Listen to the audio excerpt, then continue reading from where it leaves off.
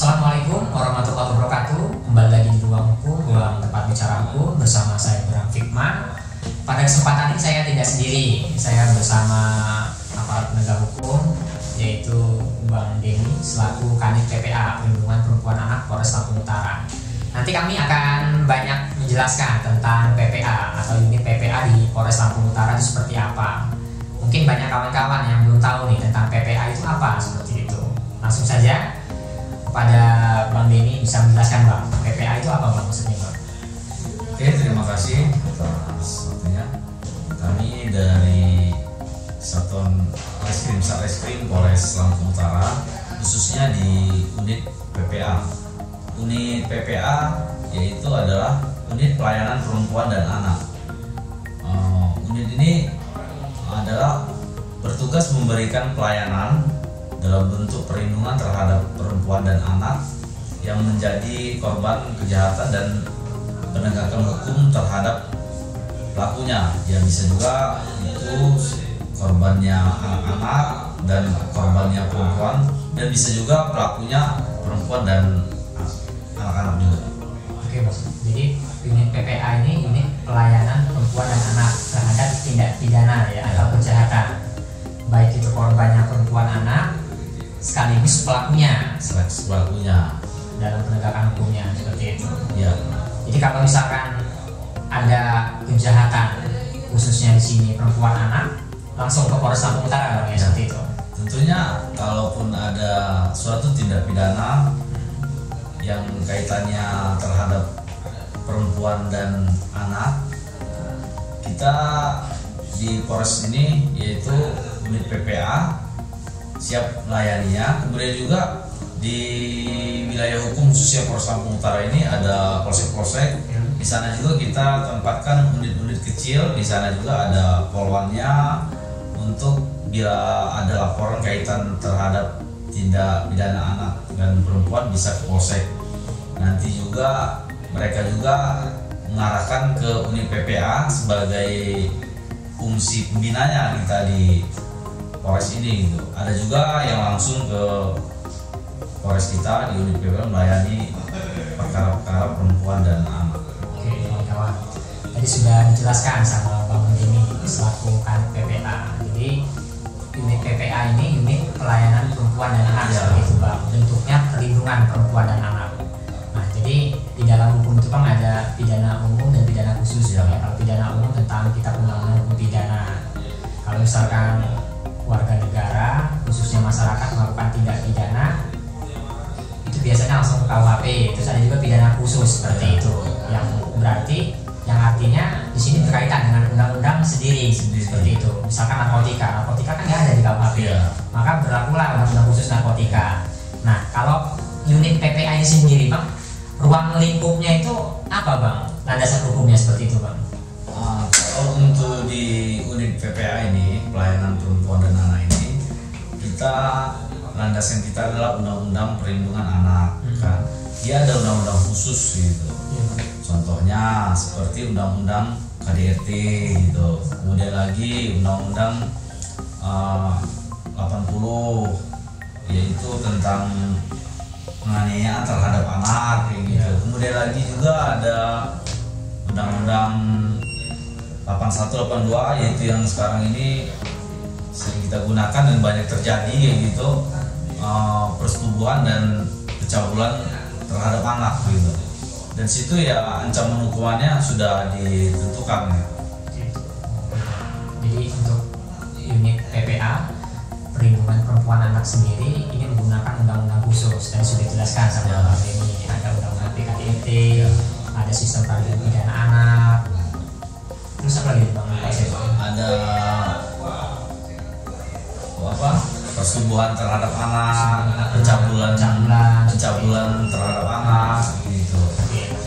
Jadi yang berkaitan tentang perempuan anak seperti itu, apakah menjadi korban, apakah pelakunya, berarti nanti masuk ke unit PPA. Unit PPA yang menangani Bang ya. Nanti unit PPA yang melayani perkara-perkara khususnya perkara perempuan dan anak. Apalagi sekarang ini kan banyak tren-tren ini udah mulai banyak terjadi kasus-kasus persetubuhan terhadap anak yang umurnya masih di bawah 18 tahun gitu. Banyak juga ada perkara-perkara seperti aniaya gitu kan terhadap anak. Kita juga kalau ancaman hukumannya di bawah 7 tahun, sehingga kita akan melakukan pertemuan antara korban dan pelapor gitu. Itu namanya kita namakan diversi. Itu juga jalur hukum. Jalur hukum diversi itu adalah di luar persidangan, yaitu wajib kita lakukan. Jadi biar kita sama-sama paham, sehingga juga masyarakat juga paham bahwa kalaupun dia ancaman itu di bawah 4 tahun gitu, itu kita wajibkan untuk dilakukan diversi, yaitu diketemukan antara korban dan bila itu ketemu, ya berarti putusannya nanti yang mengeluarkannya pengadilan gitu. Oke, jadi ketika ada anak yang bermasalah dengan hukum, ancamannya di bawah 4 tahun, maka PPA khususnya penyidik di sini melakukan diversi. Ya.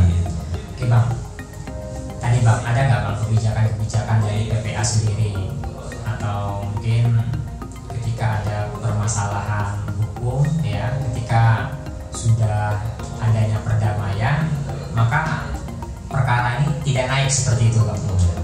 Yaitu ada perlakuan khusus mungkin yang memang diatur dengan undang-undang dan undang-undang peradilan anak, itu seperti penganiayaan terhadap anak, korbannya anak-anak, pelakunya anak-anak, dan ancamannya seperti saya katakan tadi di bawah 4 tahun, berarti dia itu harus kita lakukan diversi. Itu wajib kita lakukan, maupun tingkat kepolisian, kejaksaan maupun pengadilan. Bila ketemu ya berarti kita minta putusan pengadilan, diversinya berhasil. Tapi juga ada perkara-perkara yang tidak bisa kita lakukan diversi. Walaupun dia itu pelakunya anak-anak, khususnya ancaman hukumannya di atas 7 tahun, seperti contohnya persetubuhan terhadap anak kayak gitu kan. Ini dewasa sama anak apa anak-anak?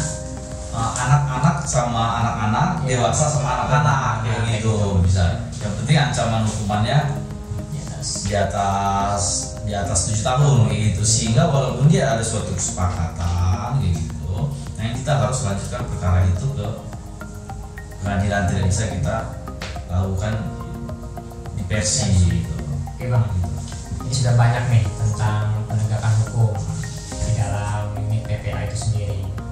Mungkin ada pertanyaan nih yang ganjal dari kawan-kawan. Kadang-kadang mungkin potretnya itu ada perkara yang sudah bisa diversi atau dimediasi selesai SP3. Ada juga perkara yang sudah dicoba oleh masyarakat misalkan untuk berdamai, dimediasi, itu tetap dilimpahkan. Kalau dalam hukum itu, dalam ilmu hukum bang, ada istilah namanya delik biasa atau delik aduan. Mungkin bisa jelasin bang? Oh gitu ya. Kalau dia itu delik biasa, berarti kalau dia delik aduan kan seperti begini ya. Contohnya KDRT. Kalau dia KDRT itu kan yang mengadu itu adalah suami istri.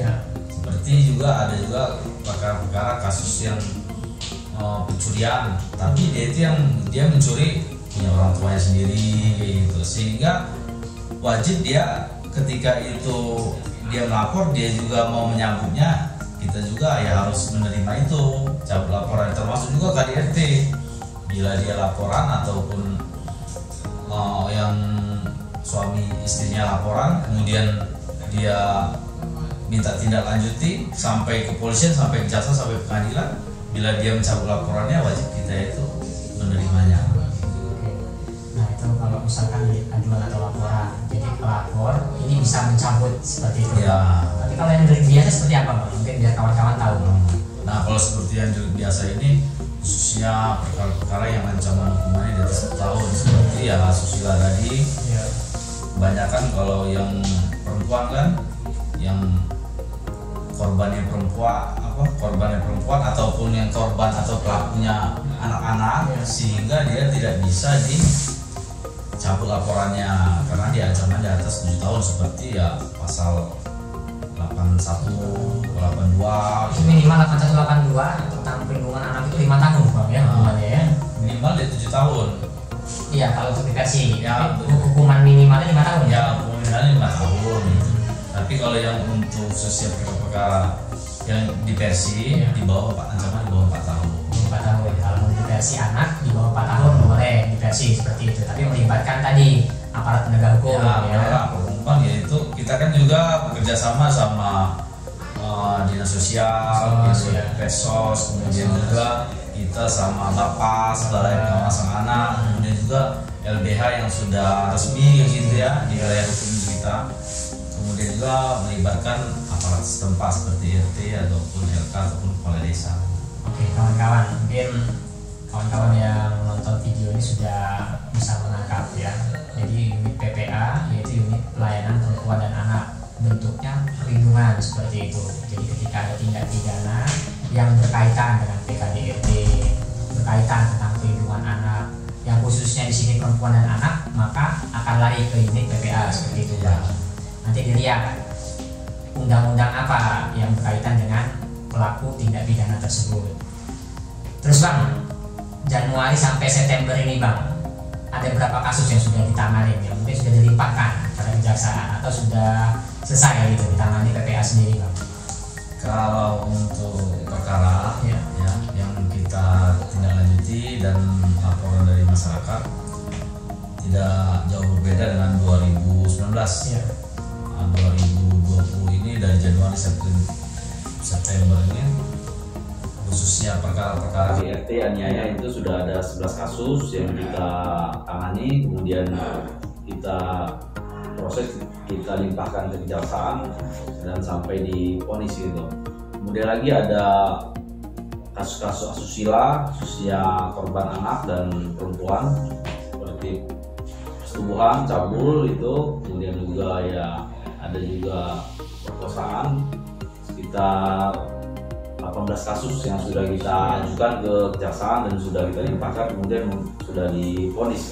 Ada beberapa kasus, ada 3 kasus yang sekarang dalam proses lidik dan segera kita tindak lanjuti.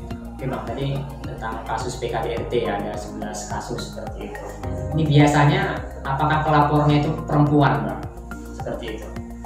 Rata-rata ya perempuan, anaknya, istrinya, Iya. Istrinya melaporkan suaminya rata-rata perempuan, tapi juga ada juga pernah yang pelapornya laki-laki suaminya gitu, tapi ya jarang sekali itu bisa.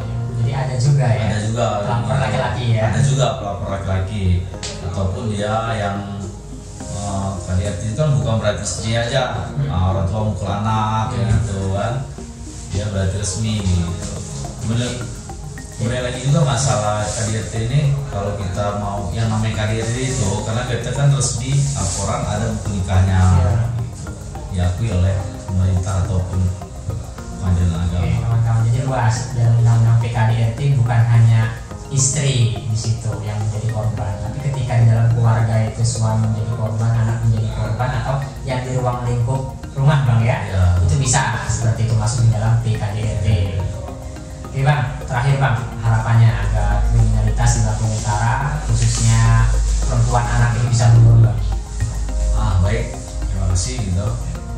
Ini dari Satuan Reskrim khususnya unit PPA Pelayanan Perempuan dan Anak Polres Lampung Utara mengharapkan kepada seluruh masyarakat khususnya saya agar selalu menjaga anak kita ataupun yang masih berumur di bawah 18 tahun ataupun anaknya perempuan untuk berhati-hati, dan kita harus memberikan pengawasan terhadap anak agar mereka tahu sadar hukum gitu. Apa akibat kalau kita melakukan perbuatan-perbuatan melanggar hukum, sehingga kita harus memberikan pengawasan di rumah maupun di sekolah, khususnya anak-anak kita yang di bawah 18 tahun.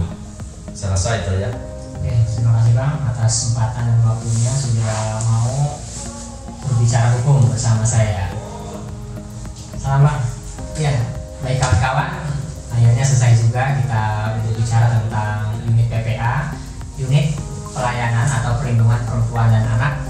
Mungkin tadi sudah dijelaskan oleh Kanit Ibda Deni SH selaku Kanit PPA Perlindungan Perempuan Anak Polres Lampung Semoga apa yang kami sampaikan khususnya dari Bang Denny bisa bermanfaat. Salam kepastian hukum, kemanfaatan dan keadilan. Wassalamualaikum warahmatullahi wabarakatuh.